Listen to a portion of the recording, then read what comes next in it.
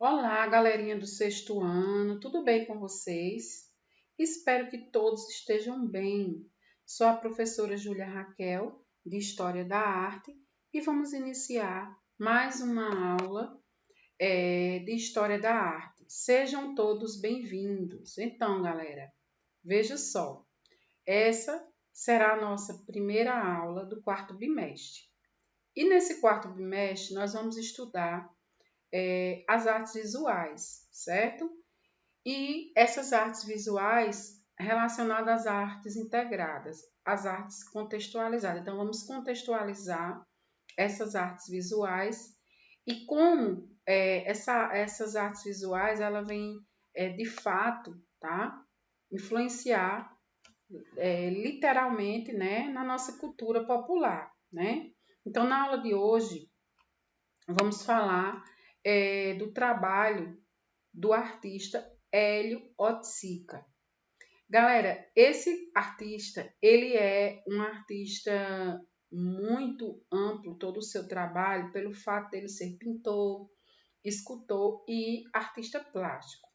Então, hoje eu vou falar mais um pouco sobre a sua biografia e possivelmente nós vamos ter mais algumas aulas ou mais uma aula para falar do trabalho dele. Até porque, pelo fato dele ter um trabalho muito amplo, a gente divide, né, todas as suas obras em duas fases, né? Uma mais visual e outra sensorial. Então, quem foi Hélio Oiticica? Qual a sua importância, né, para a história da arte no Brasil e no mundo? O que ele construiu? E Hélio Oiticica, ele foi um grande revolucionário, tá? Foi considerado um dos artistas mais revolucionários da história, inovador. Por quê? Porque ele foge do tradicional e ele acaba sendo o quê? Um grande pioneiro, né, nas artes plásticas, trazendo todo um diálogo, tá? Inclusive, foi extremamente influenciado por outros artistas e outras manifestações. O próprio Ferreira Goulart, na poesia, influenciou sua arte. Então, ele vem trazer todo um caráter experimental inovador, tá? E ele acaba, de uma certa forma, através de todas as suas experimentações, uma influência, né, da participação do público. Quando o público ele veste essa arte, né, de fato, nós vamos ver toda uma grande inovação. Interessante sobre a vida de Hélio Oiticica, ele era neto de um grande filósofo e anarquista, José Oiticica. Então, ele teve essa influência, né, da própria família, do próprio pai, no mundo da arte, pelo fato e da intelectualidade, né, o próprio avô dele foi um homem muito importante nesse sentido aí, tá?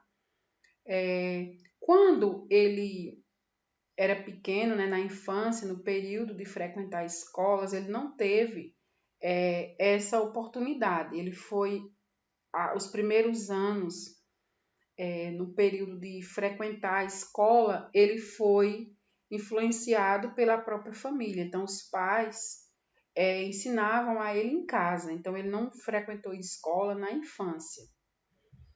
Viveu muito pouco, morreu com 40 e poucos anos, né? Morreu na década de 80. Então, ele deixou de produzir muita coisa, né? Pelo fato de ter morrido muito jovem. Ele teve um acidente vascular e morreu prematuramente, tá? Autor de livro, tá? Influenciador, né? Inovador aí, principalmente nas escolas de samba, com a criação, né? Dos parangolés.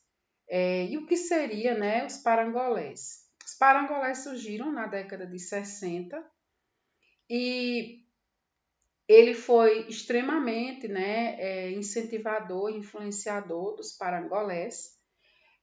Gente, o que seriam os parangolés, né?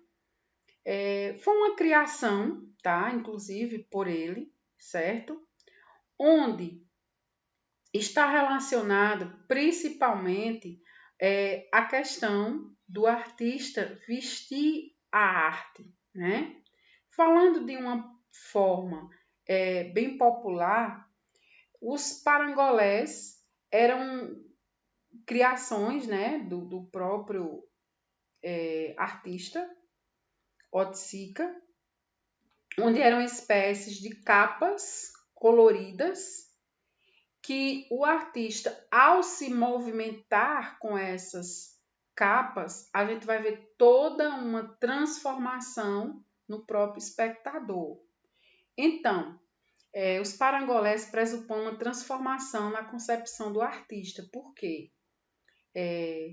Quando ele frequentou, né, aqui no Rio, ou melhor, no Rio de Janeiro, escolas de samba, veio de uma certa forma influenciar ele na criação dos parangolés, né? Essa, como vocês estão vendo aí na imagem,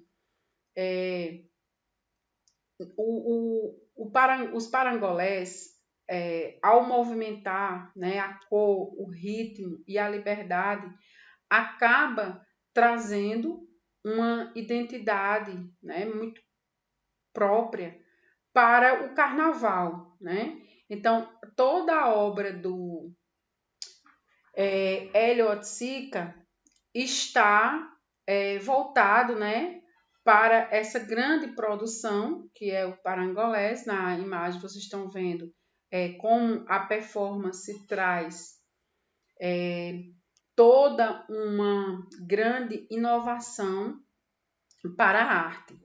Então, para o artista, o público e os parangolés juntos são a obra, porque ao movimentar, o artista ele acaba propondo todo um diálogo, né, com o público. Então, essas capas, né, espécie de faixas e bandeiras que vão ser construídas com tecidos, às vezes, muitas vezes não só tecidos, mas plástico também, trazem toda uma questão, né, poética para a arte. E aí veio trazer todo um sentido, né, para as escolas de samba. Quando ele frequentou, né, o Rio de Janeiro e conheceu toda a produção das escolas de samba, veio de fato o influenciar fortemente, tá? Esse tipo de arte, tá? Então, galera, aqui você está vendo como os parangolés, esses parangolés que vocês estão vendo aí na primeira imagem, são expostos em um museu, tá? Um museu de arte moderna na Alemanha. Veja como ele foi um grande incentivador, né? E essa arte vem trazer todo um diálogo, né, com o espectador e também uma atividade criadora. Então, para alguns críticos da arte, o parangolé é a anti-arte por excelência, tá? Por quê? Porque ao vestir essas capas e ao artista se movimentar, ele traz todo um diálogo, né? E toda uma contemplação, e aí passa para o público toda uma relação, né? De que, inclusive, ele chama de desintelectualização, tá? Que seria, né, essa necessidade de uma livre expressão. É isso que traz o parangolé, tá? Ao mesmo tempo, propõe uma transformação no espectador, né? E dando de fato um sentido à obra. Então, aqui vocês estão vendo vários tecidos, né, expostos, que de fato foram trabalhos realizados por ele. Uma boa parte da obra de Oiticica foi perdido por conta de um acidente, de um incêndio na casa do irmão dele, que lá existia uma boa parte do seu trabalho, foi perdido. E a gente pode ter muito pouco do seu trabalho, no caso aqui no Brasil. Então, como eu falei, o trabalho desse artista é de uma grandeza muito grande.